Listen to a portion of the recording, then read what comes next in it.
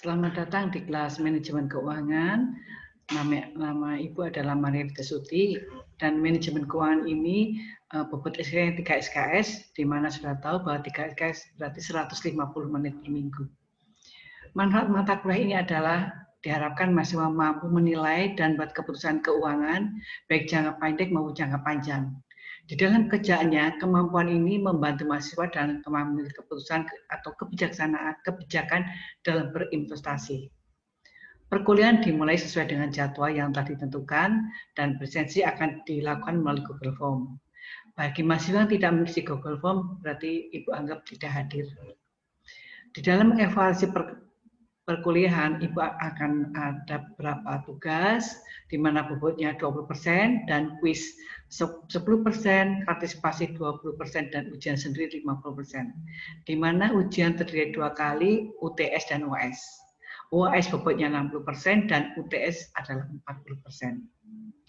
Jumlah perkuliahan normalnya adalah 14 kali dan toleransi absensi 4 kali. Artinya saudara boleh tidak hadir 4 kali apabila ingin mengikuti ujian. Apabila lebih dari 4 kali, saudara tidak diperkenankan mengikuti ujian akhir.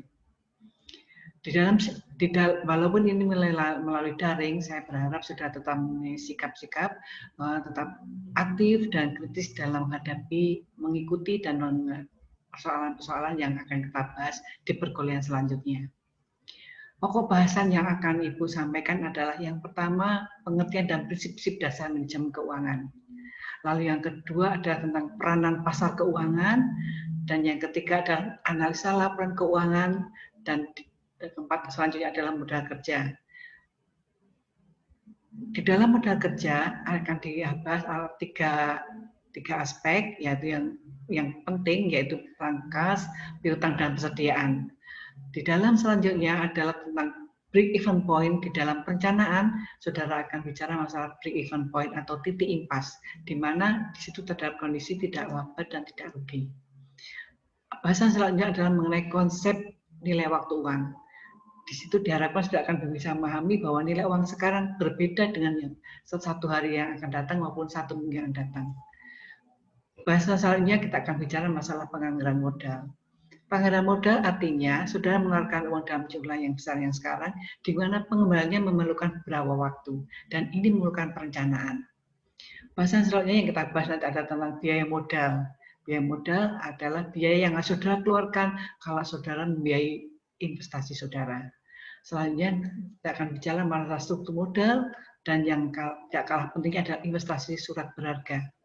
Dan yang terakhir kita akan bicara masalah merger atau akuisisi. Di dalam perkuliahan selama kita bertemu selama nanti 1 semester, kita tetap ada tata tertib dan saudara bisa melihat sendiri bagaimana tata tertib nanti akan kita buat. Sekian dan terima kasih.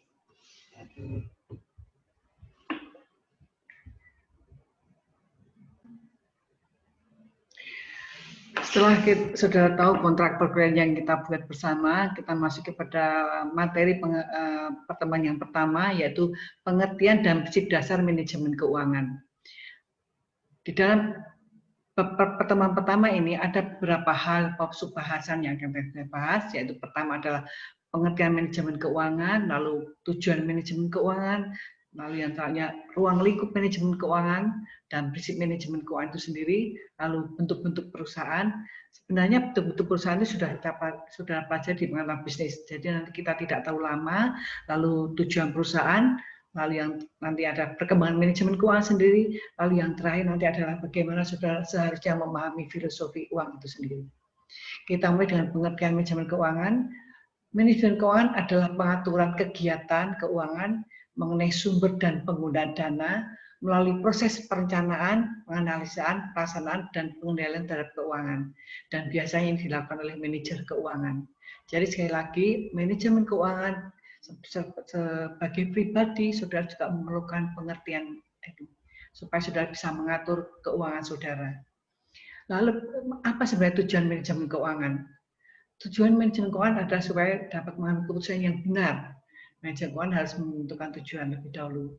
Secara normatif, tujuan keuangan jangka panjang adalah memaksimumkan nilai perusahaan.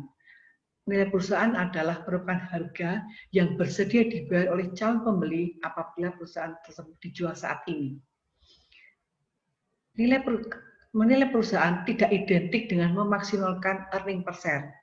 Sudah tahu EPS itu adalah laba yang dibagikan kepada pemegang saham per lembarnya.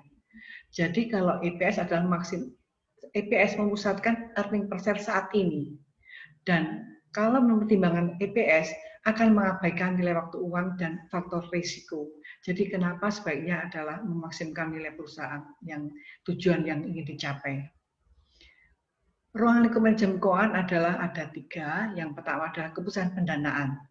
Meliputi kebijakan manajemen dalam pencarian dana perusahaan, seperti kebijakan dalam dengan obligasi, serta kebijakan tentang jangka pendek dan jangka panjang perusahaan yang bersumber dari dana internal dan eksternal.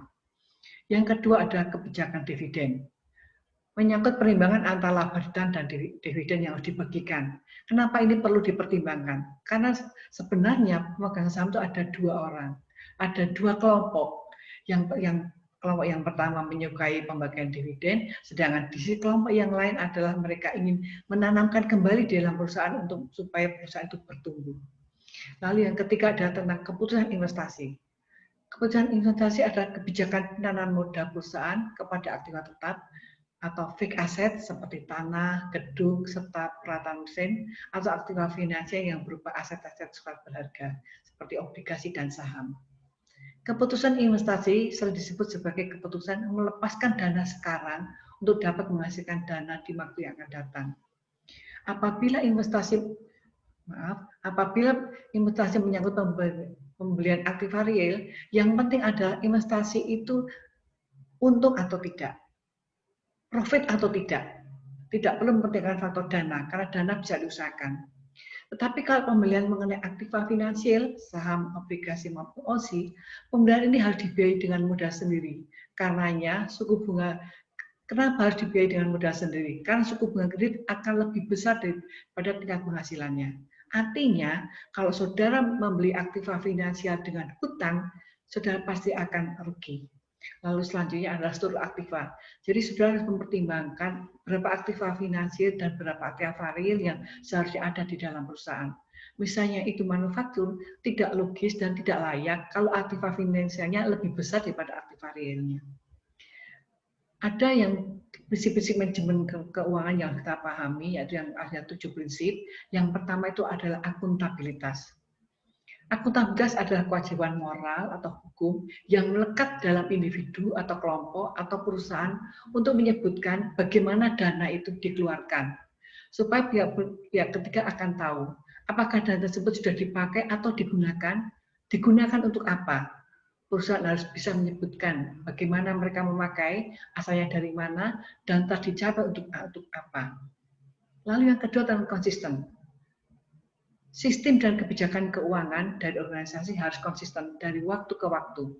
Ini bukan berarti tidak boleh diganti atau disesuaikan dengan perkembangan. Pendekatan yang tidak konsisten terhadap manajemen keuangan merupakan suatu pertanda bahwa terdapat manipulasi dalam pengelolaan keuangan. Prinsip yang ketiga adalah tentang kelangsungan hidup. Agar keuangan terjaga, pengelolaan organisasi di tingkat strategi hingga operasional wajib sejalan atau disesuaikan dengan dana yang diterima.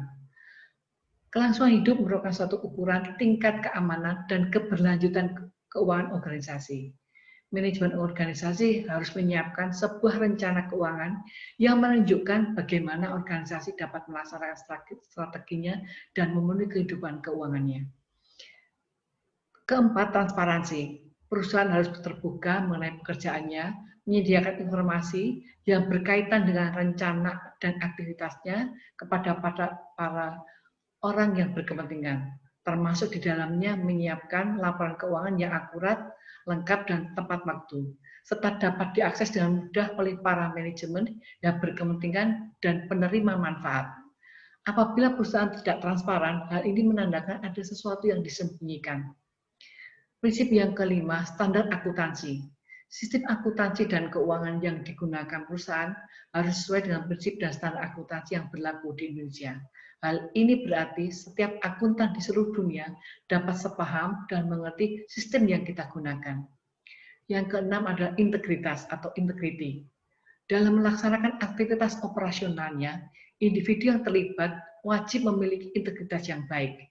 Selain itu, laporan dan catatan keuangan juga harus dijaga integritasnya melalui kelengkapan dan keakuratan pencatatan keuangan. Dan prinsip yang terakhir adalah tentang pengelolaan. Perusahaan harus dapat mengelola dan menggunakan dana yang telah diperoleh dengan baik dan menjamin bahwa dana tersebut digunakan untuk mencapai tujuan yang sudah ditetapkan perusahaan.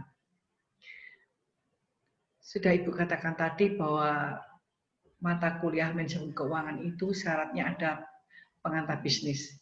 Mungkin ini bentuk-bentuk perusahaan ini sudah dibahas di pengantar bisnis, sehingga kita tidak usah diperpanjang, hanya singkat saja perusahaan perorangan adalah badan usaha atau perusahaan yang dimiliki oleh perseorangan. Kebebasan untuk mendirikan suatu perusahaan buat siapa saja boleh masuk. Kalau di persekutuan, sesuatu persekutuan yang didirikan oleh seorang atau beberapa orang yang mempercayakan uangnya atau beberapa barang kepada seorang atau beberapa orang yang menekan perusahaannya. Jadi di sini ada persekutuan yang hanya menyerahkan dana hanya untuk dikelola oleh beberapa orang. Kalau perseroan terbatas, jenis badan usaha ini dilindungi oleh hukum dengan model yang terdiri dari saham. Seseorang dikatakan sebagai pemilik perusahaan apabila memiliki bagian saham sebesar dari jumlah yang ditanamkan. Jadi perusahaan-perusahaan terbatas ini terdiri dari saham. Ikut memiliki perusahaan apabila dia membeli saham perusahaan tersebut. Sekarang tujuan perusahaan, tadi kita sebutkan ada 3 untuk perusahaan, tapi pada umumnya adalah profit. Itu biasa yang kalau kita tanyakan kepada teman-teman yang mulai usaha, pasti jawabnya profit. Tujuan jangka panjangnya seharusnya adalah nilai perusahaan. Karena apa? Karena nilai perusahaan sudah memperhatikan waktu jangka panjang dan ketidakpastian. Selain itu juga mempertimbangkan waktu membeli keuntungan. Maksud di sini adalah keuntungan tahun pertama dan keuntungan kedua. Memang angkanya berbeda, tetapi nilainya belum tentu sama karena kita mempertimbangkan faktor nilai uang tadi. Yang selanjutnya adalah perkembangan manajemen keuangan. Disiplin keuangan mengalami perkembangan dari disiplin yang deskriptif menjadi makin analis dan teoritis. Ya. Dari yang lebih menitik beratkan dari sudut pandangan pihak luar menjadi berorientasi pada keputusan bagi manajemen. Secara garis besar perkembangan manajemen keuangan dibagi menjadi 3. Yang pertama tahun 1920 itu adalah capital budgeting. Dirumuskan model ini menjelaskan bahwa perlunya memperhatikan nilai waktu uang sewaktu mengambil keputusan. Jadi begitu berharganya waktu itu, begitu berharganya waktu tersebut. Artinya nilai present sekarang atau present akan berbeda dengan future value atau nilai yang akan datang. Perkembangan yang kedua adalah tahun 90 disampaikan oleh Markowitz merupakan portfolio teori. Di sini artinya kalau saudara punya uang 1.000, sebaiknya 1.000 jangan ditanamkan pada satu saham. Sebaiknya dibagikan kepada beberapa saham. Kita analogikan seperti ini. Kalau saudara membawa telur dalam satu keranjang, tentu akan kemungkinan pecahnya akan banyak. Lebih baik dibawa dalam beberapa keranjang. Demikian analogi kita tentang pengertian portfolio teori. Lalu perkembangan yang tahun 70 yaitu arbitrase pricing teori.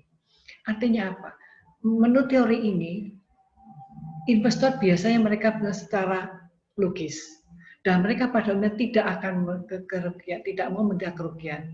Artinya kalau saudara investasi ke saham A, tahu akan rugi, pasti sudah akan berusaha mengalihkan ke B dan B akan rugi, demikian juga ke C, demikian juga selanjutnya. Jadi arbitrase model pada umumnya menunjukkan bahwa konsumen atau investor itu adalah realistis. Tapi masih banyak perdebatan tentang kebijakan dividen, modal yang disampaikan oleh Mondigliani dan Miller tahun 50 dan 50-an tentang konsep efisiensi pasar modal, mengukur risiko atau CAPM, maka dalam pelajari manajemen keuangan kita perlu sifat terbuka dan tidak begitu saja a priori. Perkembangan manajemen keuangan memang sangat dipengaruhi oleh kebijakan moneter kita tahu menjalankan moneter tentang suku bunga dan inflasi, dan ini sudah dibicarakan di mata ekonomi, dan juga dengan kebijakan pajak.